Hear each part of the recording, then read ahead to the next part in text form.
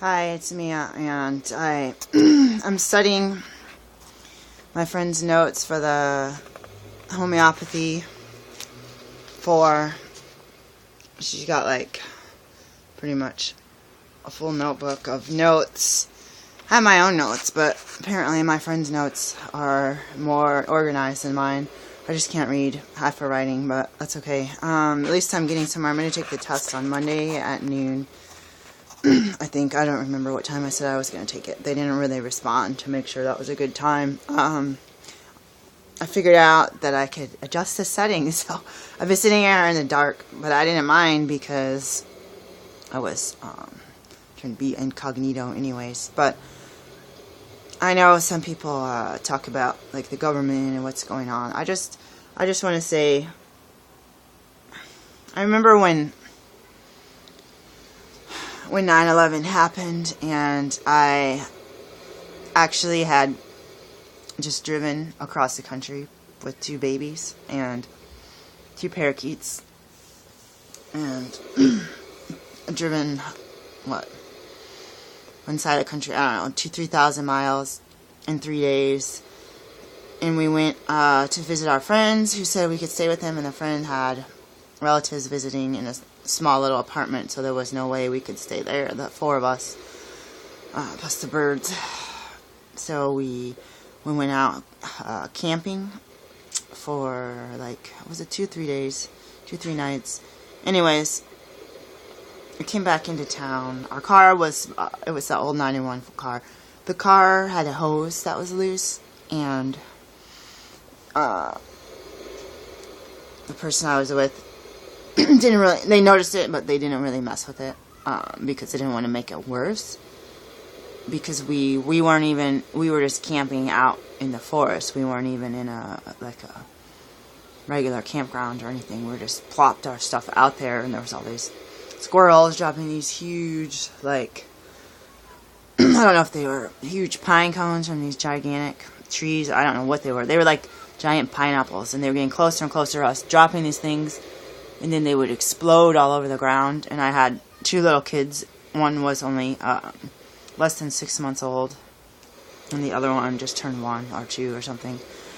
I was like, oh, these critters are getting closer to us. They're trying to drive us out, which they pretty much did a good job. Plus, we're sitting out here with parakeets, and it's cold at night, and there's no heat. Anyways, that's not the point of my story. The point of my story is we went back in to the main road to a gas station to fix the car. That way we had a phone and assistance if we needed.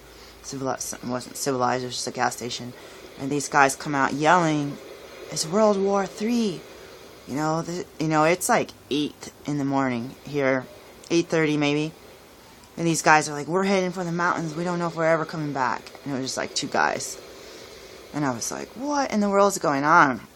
Have you heard the news? I'm like, no, we haven't heard anything.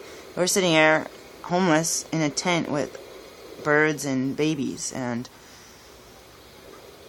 he said, the trade, I don't know what he said, but that was the day the Trade Center and the Pentagon, which people don't really remember the Pentagon. My relatives work in D.C. in those government buildings, so that was scary. And of course the Pennsylvania plane went down.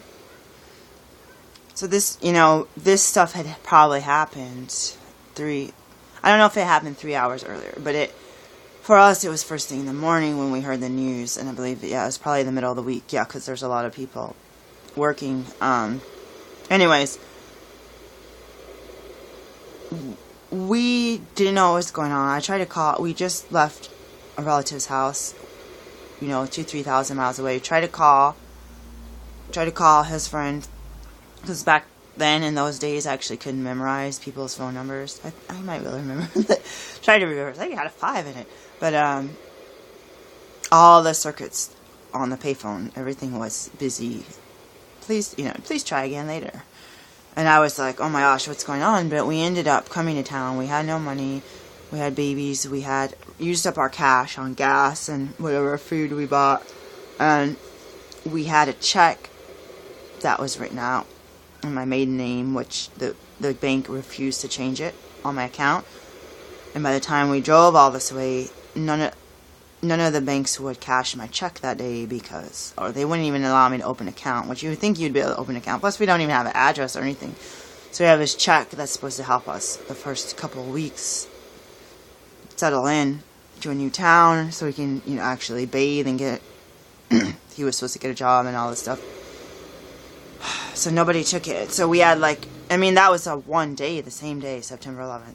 So the point of this is a whole bunch of crud happened in this country, and a lot of people's lives were lost, and a lot of things were, what's the word I'm trying to think? Just everything changed for communities and people's families. People were missing, or confirmed dead, all those airplanes, all that stuff. I just want to say, we had our own issues, which, that was the issue. When we end up being somewhere. We couldn't stay in a hotel. They didn't take pets. They said, if you get caught breaking the rules, we're going to kick you out. So we didn't even try. We couldn't leave those animals in the car, cold, tropical animals. So we ended up staying with a friend. He didn't remember me, but I knew him from my undergrad college, 2,000-3,000 miles away from here. They had a house. We could just kind of crash out for a few days. So it turned out fine. It got me to where I am right now. But, yeah, we had babies. We needed diapers. We needed food. We didn't have anywhere to live. So it's like, in some persons, bad things happen to them, and then other people are dealing with their own things. I just wanted to say, I do watch a lot of videos on the YouTube when I'm taking study breaks about people preparing for different events, whether it's natural events, man-made events, political things, terrorisms, all these different things. I don't watch all this stuff, but I just hear about them.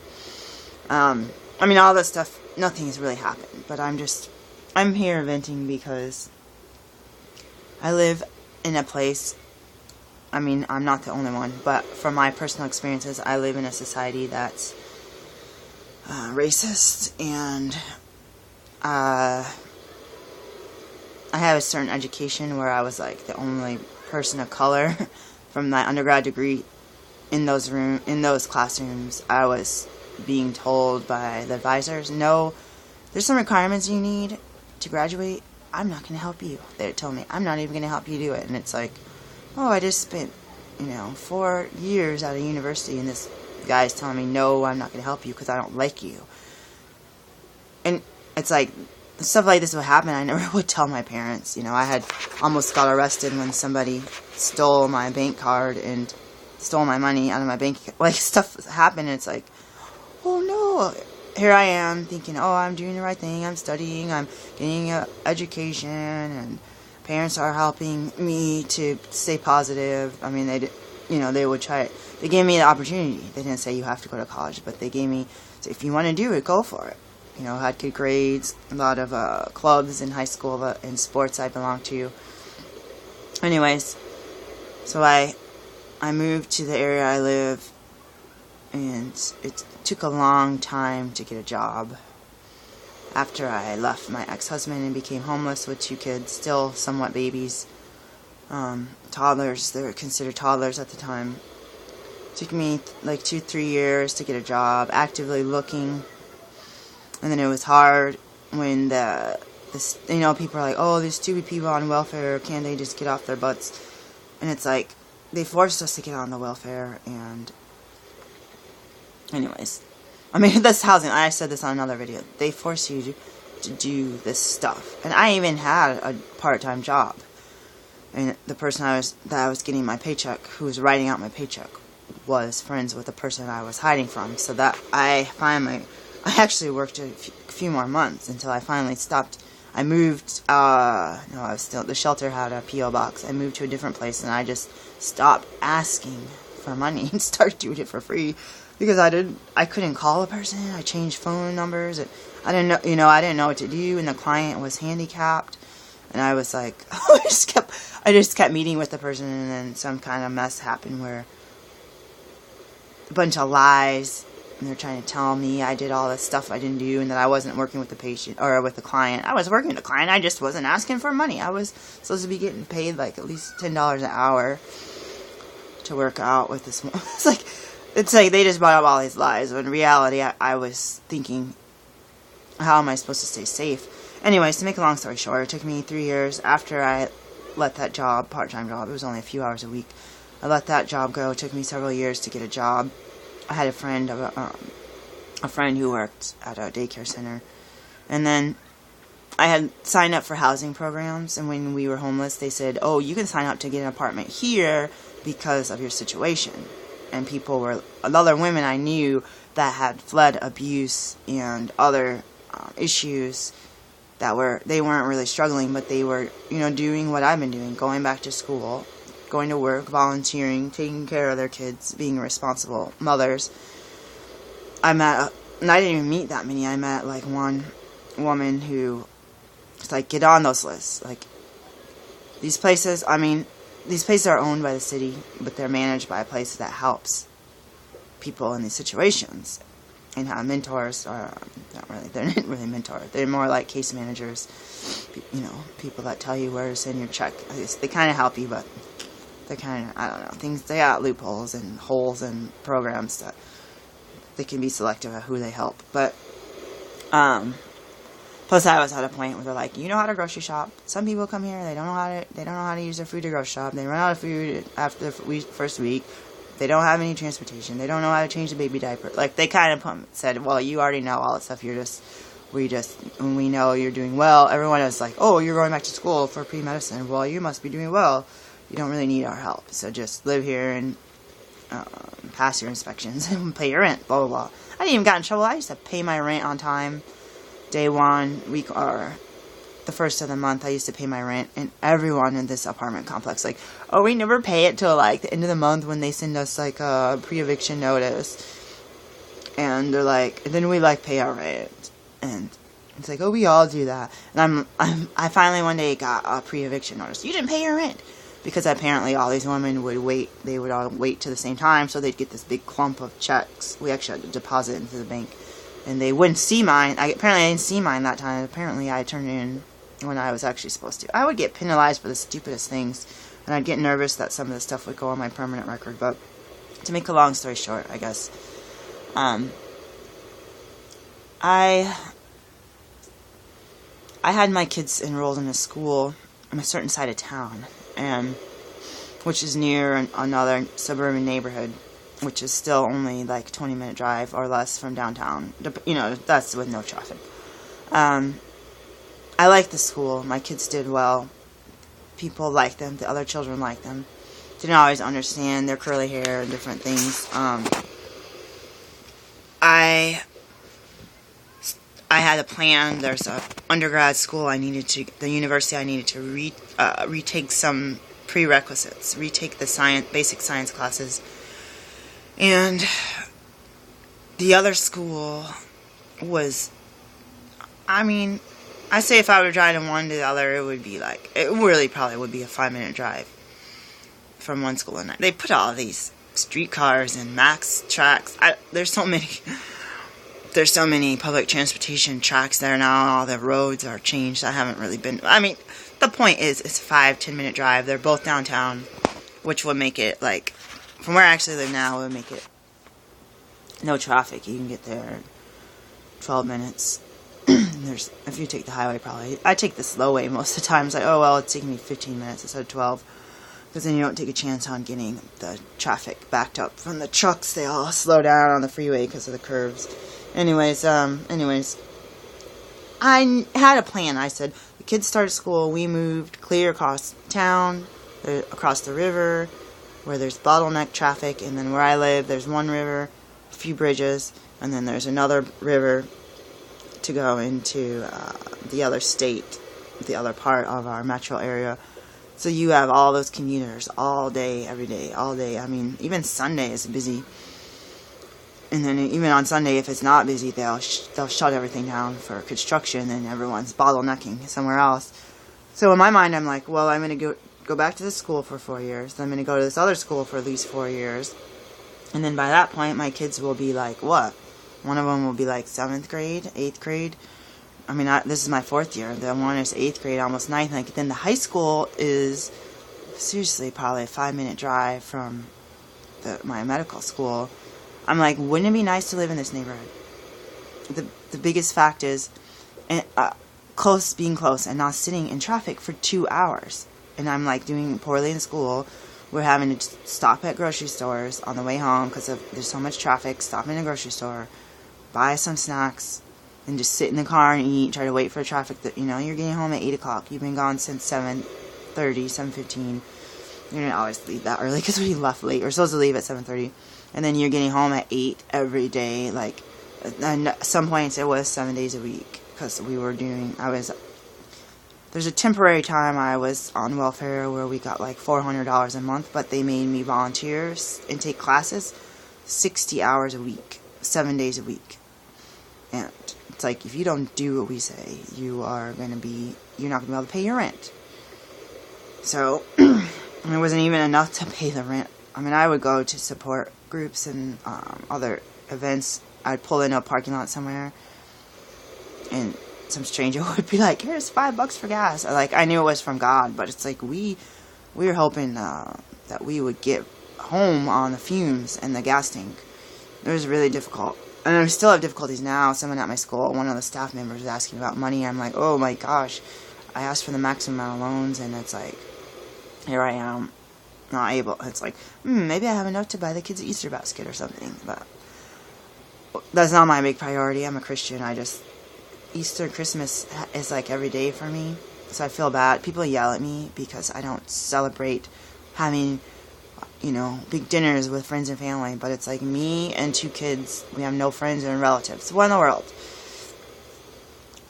Like, how can you yell at us for not celebrating? It's like, in my family, when I was growing up, we lived up away from the relatives' family, my parents' family, and it was a special dinner at home. What I remember is everyone closed their work up. Like, both parents, when I was in high school, both parents were teachers at this point. My dad was ex-military. He was gone a lot, traveling around the world in airplanes and living in Germany for several months at one point. And being on the alert where they would keep the guys I don't know if it was like a week, they'd have to stay on the military base and in the bunker, bunker. I don't know the terminology anymore, I've kind of forgotten it. But he would be gone for many, many days in a row. So in the holidays for us as a kid, it was like, oh, here's an Easter basket. We didn't get gifts or anything. We just got chocolate candy, chocolate bunnies, made some eggs. And me and my brother were sent to church. So we had a special dress I'd wear, nice shoes. I always had that clear, like, layered, little ruffled dresses. That's what I remember, was family time and chocolate bunnies. And being able to have everyone home. So I get mad when other people yell at me because it's like, when it's a holiday something, it's like, well, we're together. I'm not out studying at my friend's house. I'm not in the library. I'm not locked in my room. Although I have a big test Monday, I might be locked in my room. I'll have to re-celebrate later. But it's like, spiritually and biblically, in my mind, I thank Jesus every day for being my Savior and for dying for my sins. So it's like, I don't know. And there's not a lot of celebrations in the churches for the actual members. It's more for trying to get the new people. So my point is, I couldn't find a place to live. Couldn't find a job.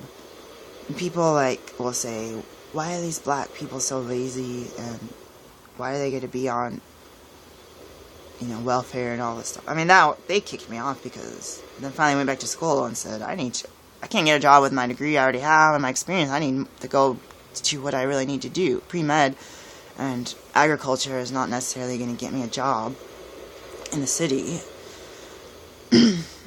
So, and I took time out for kids. I didn't just jump into some job and work my way up. So I had a certain amount of experience so I could move across the country and show them resume. I had many years of being a stay-at-home mom, so I didn't have anything on my current resume, which makes a difference too, and it's all the same thing. I'm grateful I got to stay home and nurse the children and watch them when they're babies, and use natural foods and homemade diapers and all that jazz. I just want to say, I'm kind of all over the place, but it's like, you can't get a job, and then you try to get a house or apartment or anything in a nice part of town, which more is because my school and their school is there, and you end up being told, I should probably share this before, you call on the phone, oh, hi, yes, I would like to rent your house or your apartment. Oh, come on over, blah, blah, blah, it's available, can you be here in an hour? Oh, yes, I can be there. And then they open the door, and they're like, no, leave, I'm not going to rent you the house. Don't waste your time. Don't waste your money on an application fee. And it's like, over the phone, they're all like, yeah, when can you get here? But when they saw my skin color, like, no way, you're not going to live in my neighborhood. You're not going to rent in this neighborhood. And I did that 7.5 years. And I was going to pay straight check. I wasn't going to use any Section 8s or any of that. I ended up, when I was homeless, getting on a Section 8 wait list, which I ended up on 4.5 years. Struggled to get a job, being in college, not getting any child support, which would have been pennies anyways if I had got it. And then there's a lot of murders in the last neighborhood I lived in. From week one that I lived in that neighborhood, there's murders all over the place, a lot of gang activity, a lot of shootings in my apartment complex, several deaths, a lot of drugs going on right outside my front door. Having a nice day like it is where I live now. Today's a nice day.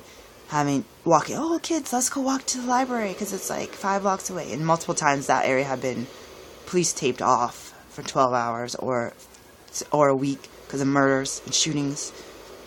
And this one time, oh, let's just walk to the library.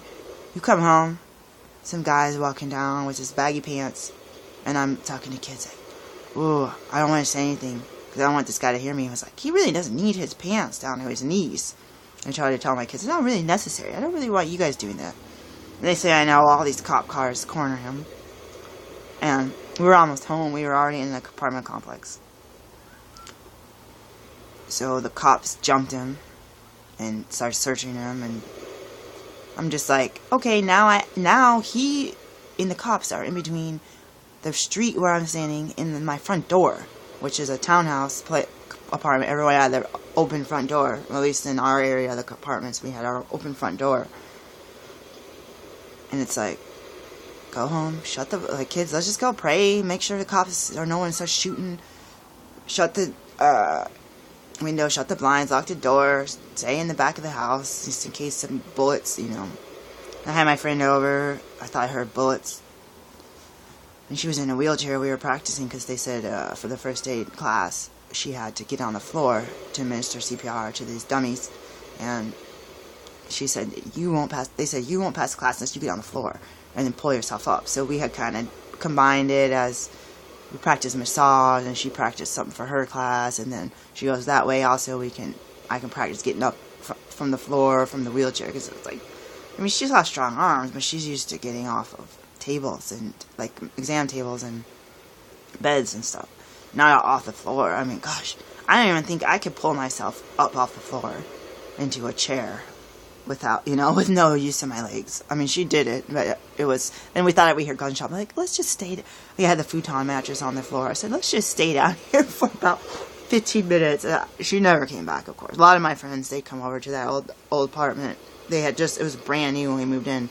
But just because it looks nice doesn't mean that the neighbors are safe, especially when you have that many murders right down the street from you. And there's something going on where there's a lot of people that bike, a lot of hippie-type people in this neighborhood. Bikers and stuff, bicycle lanes and stuff. And there was something I was seeing on the internet where I was hearing on the radio, random people were getting sniper shot while they were riding their bikes home from work or something. No one else ever heard of it, but because I had listened to the radio news where they would just tell it to you really fast, and then you would never hear it again. And I didn't watch evening news, but I heard it multiple times. Whoa. I don't really want to even walk around. That was kind of a nice neighborhood to walk around because there's old houses, old sidewalks on every street, which was nice, schools and stuff. But yeah, there was definitely how many times I came home after a long drive and you see the whole block police taped off, and you're like, okay, we just pray that we make it home safely. So in all that time, for 7.5 years, living underneath all that, I ended up being told no every single time I came in person. On the phone was no problems when I came in person. And I live in a place that I don't feel safe for my kids. Plus, it's making it difficult for me to be successful in school and work because my work was like way over by the airport, which is on the way other side of town. So I had like home, work, and then my kid's school way over there. And then at one point, because we live, my other kid's school was way over here.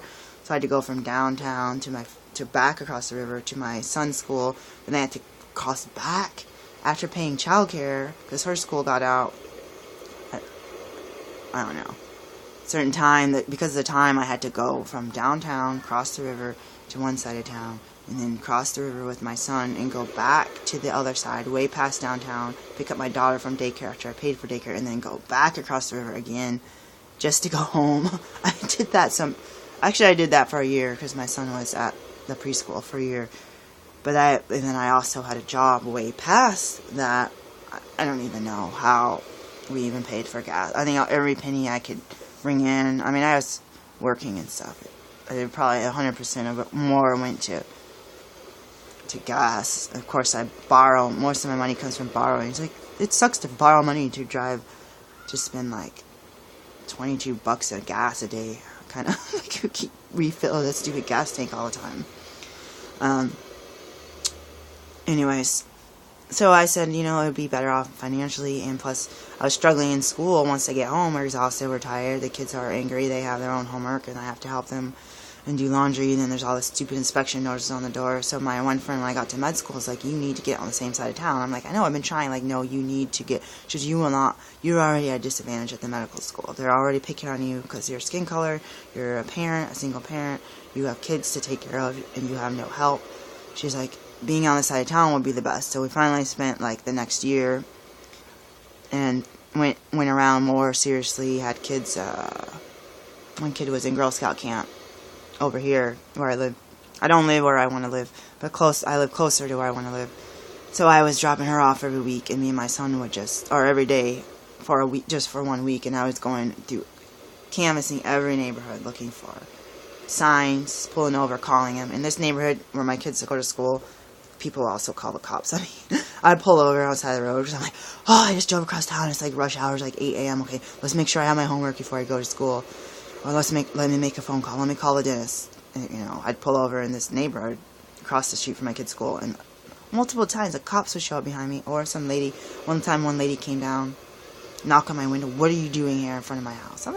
I'm thinking, I'm not even in front of her house. She like came down the street, and I'm near some bushes at the corner of this intersection. I'm like, okay, I will just start my car and drive away before they try to destroy me. And I'm the least person you need to be concerned about. It's all these people over here, people that they're not worried about, are the ones that are breaking into their houses and stealing stuff from their cars. There's the people that they're not worried about. It's just because of my skin color. I'm not going to rob them. I'm trying to mind my own business, go to school so I can pay my taxes and pay for my kids to go to school, and so they don't have to be borrowing money and stuff. So, anyways, to make a long story short, no one would rent to me. I went to the bank, said, I want to buy a house right now. I'm tired of this garbage. And plus, where I was living, $900, $1,000, $1,200 for small places. They're not like studios, but they're not mansions. Where these places were owned by the city, they're charging low-income people. The place I live now is about $1,200. So it's low income. And then the houses in the neighborhood that's really nice, they're selling them. Some of them, you do the calculator, it's like, you could buy this house for $850, including the taxes, including the insurance. You're like, what, $850 a month? Wouldn't that be nice? Plus, I wouldn't get an $800 daycare bill because my kids could actually walk home from school. But yeah, it didn't work out that way. I mean, I could have bought a house twice as big as those ones without the daycare bill. You could transfer that money to your house. I mean, you wouldn't really do that because you need payment for damage, like plumbing emergencies. You need to pay the taxes, and I'd have a water and garbage bill, which I don't have. The water bill is high. The sewer bill is really high. So to make a long story short, stuff happens differently in different people's lives, and people complain a lot, and they don't know the circumstances or how much you're struggling, how much people try to destroy you, how mean people are just because of your skin color. And behind closed doors, I won't go to most of my teachers' office hours, because behind closed doors, I don't even want to repeat what they say to me. I don't even want to remember it. All I remember is like an elephant and electric fence. Avoid that section of fence, because you're going to get shocked if you go back. And I've gone back before because sometimes going to office hours and looking at your tests, which they don't give back, can help you with the final. But I said, it's not even worth it. It's not worth being treated like a piece of garbage that some dog puked up, you know? That's what they treat you like where I live. My dad's cousin's like, why do you even live there? But it's a pretty place, and I feel like we've had this racism everywhere I've lived. We've had this racism. So I haven't left the country or visits. Like, some places you get to learn where it's safe to go and where it's not safe to go. Where you have to like walk around, and even in the black neighborhoods, I had the same thing happen. Roll down my window, knocking on my window, saying, "Get out! Don't be parked in front of my house." And it's like, this is a public street. I'm thinking, I'm picking up a kindergartner with a car seat from a carpool. Why are you yelling at me? And in my mind, I'm like, I don't know what this person's going to do. What did I do to her? It's a public street. And I'm like, the only car parked on the street. Why is she yelling at me on a public street? Because I'm like near her house. Like, I'm coming here every single day for like 4 months. What in the world is your problem? And I was about to call the cops. Like, what are the cops going to do but yell at me? So I just, I moved because I didn't want this person beating me up, dragging me out of my car, my 5-year-old watching. It's like, just mean. There's a bumper sticker people have. Mean people suck. Okay, fine. Move on. I treat the other people like I want to be treated. So, and that lady threatened, you better not be here when I get back. And I'm just like, I had the window open like this much. I'm like, please don't kill me. Like, that's what I was thinking inside. I'm just like, shocked. I'm thinking maybe she was going to say I had a tail light out or something, So yeah, you don't know if your race. All the job applications ask me for my race, or they want a picture of me, or a copy of my driver's license. But there you go, right there. It didn't matter what words they said. If they didn't like my skin color, that application is going in the trash. That resume is going in the garbage. Doesn't matter how educated or skilled or honest a person I am, or qualified. It didn't matter. I wouldn't even get an interview. I'm not saying that's the only reason. Like I said, I was stay-at-home mom for a few years, but I was shocked. I went everywhere from fast food, sandwich shops, all the way up to trying to be a groundskeeper at the zoo, to be a coordinator for some place, even, education, natural resource degree, trying to go out to the parks. And they had certain jobs where you could do park work and office work. And I even said I wouldn't even clean the stupid toilets. So it wasn't really...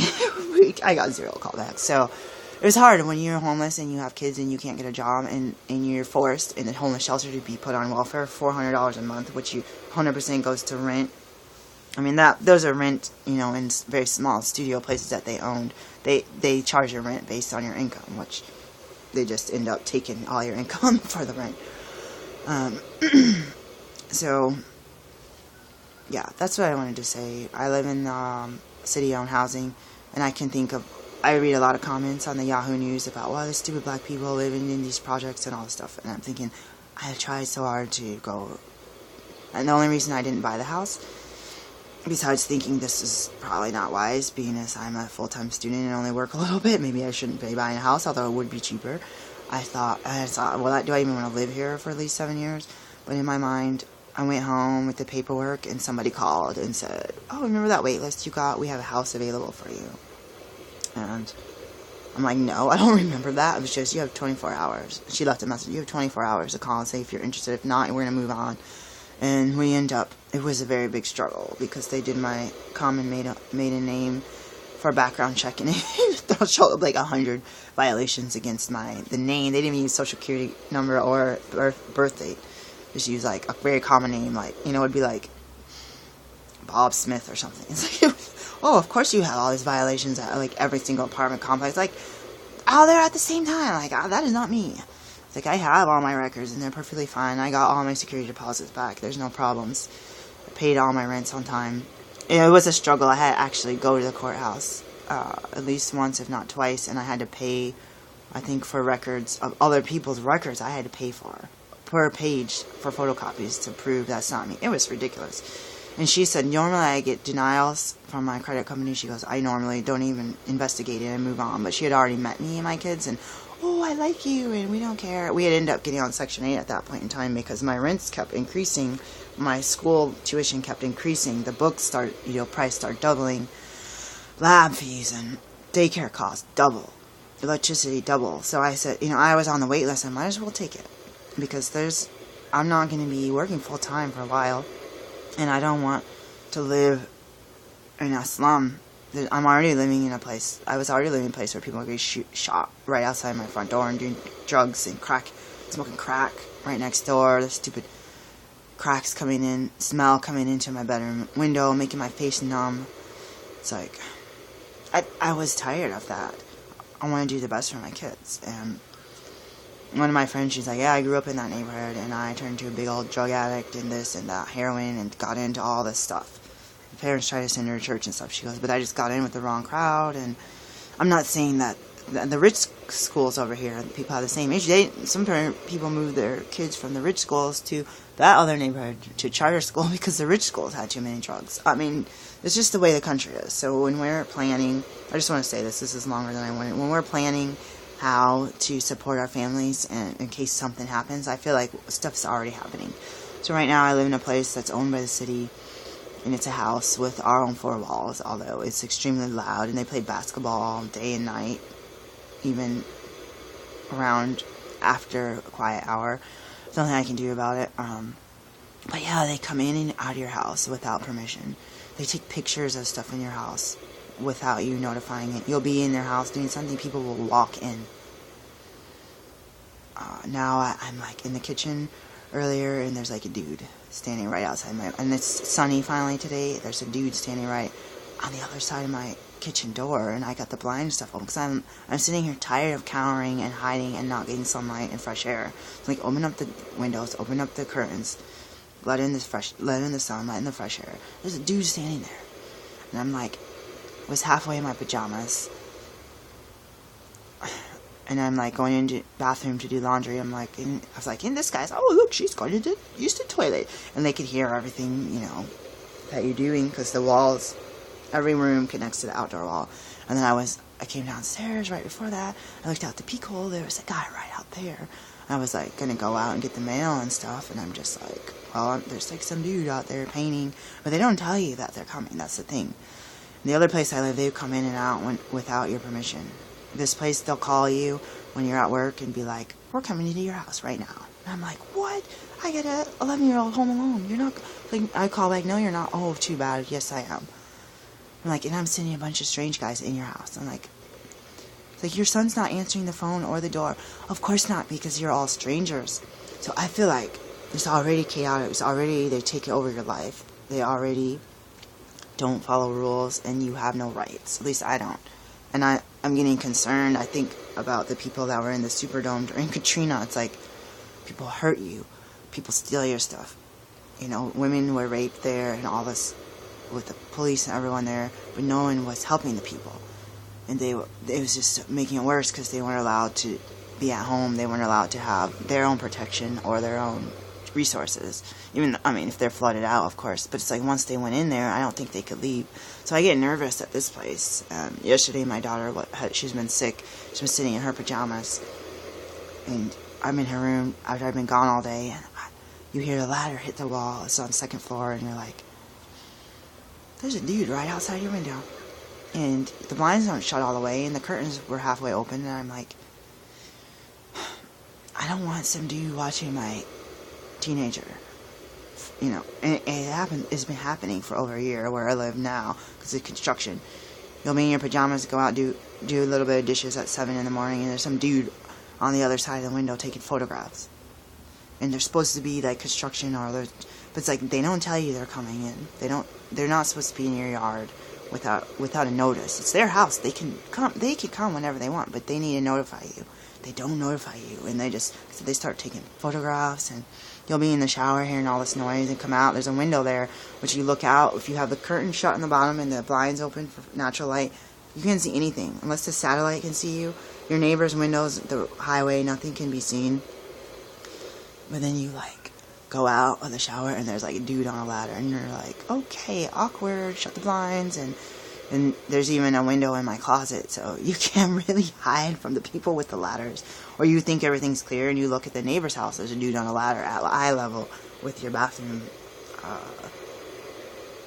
windows with the blinds on. And some people don't care, they just leave the windows open. But in my mind, I don't know who's in a normal day has binoculars or something. So I feel like they already take control. In my old place, I used to complain about the rule breaking, and then they would start trying to evict me, and they would make up things that I did wrong and try to evict me. So I shut up because it's threatening to think, A, I had struggles finding a house in the first place, B, I got on a wait list, so they don't see your skin color when you're on a wait list. They look at your credit, and they look at if you got any evictions and where you came from. If you came from a housing program, they might say, oh, those people were good renters, let's accept that person.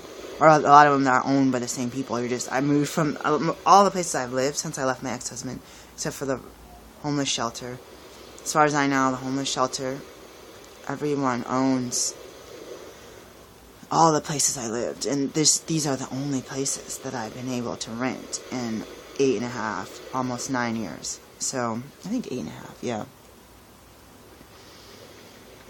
So, and before I left my ex-husband, there was an Asian couple. They changed since I first moved in. It was a different lady. I had called her and said, get my name off the lease. Get my name off everything. I moved out. If this guy I left screws up and gets evicted or whatever, I don't want to be legally responsible. And she goes, oh, you're the best resident. I'm like, no, we're not really. We paid our rent and everything.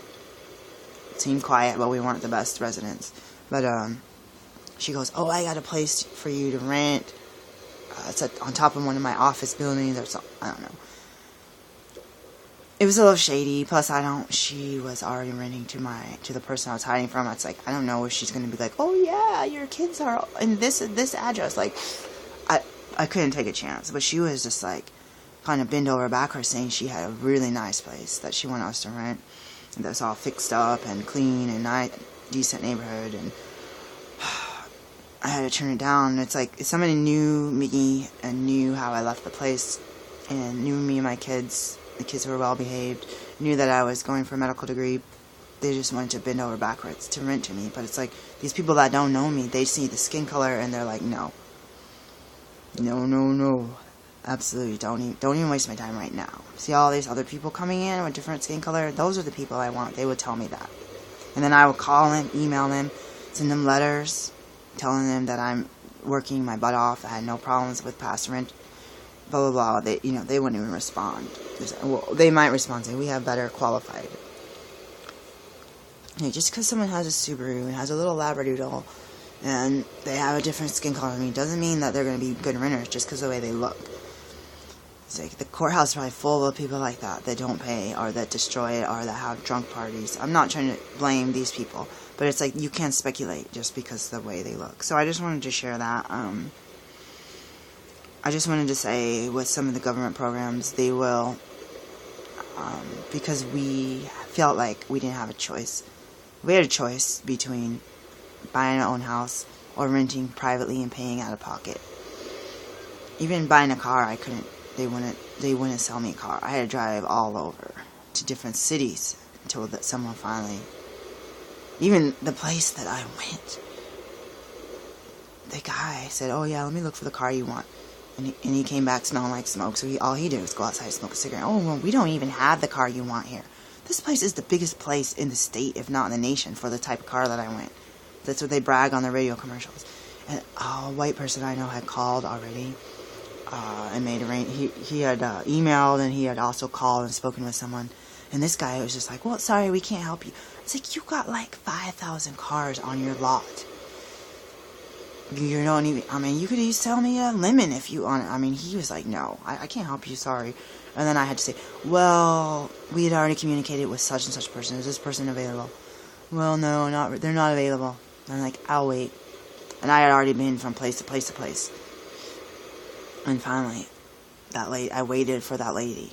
And that shocked her. I think I was in her office when she came in. Shocked her. I'm like, I want to buy this car, this color. It's like, okay, here. Actually, then we decided, I'll get a cheaper car. And she's like, oh, I know you don't really want this car. You want the one you really wanted. Just let me see what kind of deal I can give you. You know, they still make their money, but it's like, even that first guy, it's like, I knew what kind of car I wanted. I was ready to buy and drive it away right then. I don't care. I even had to check for a down payment, which I didn't even need.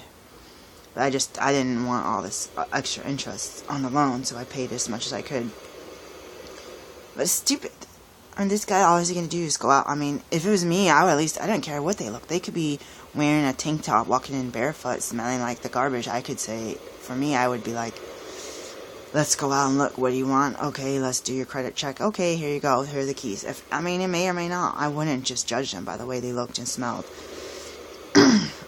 So, I don't know what's wrong with people. It still took somebody else to start the process and make the phone, even having a certain name, if you have like the last name Jackson or Shaniqua Williams, it's like even your name would be like, oh wow, we're going to prejudice you.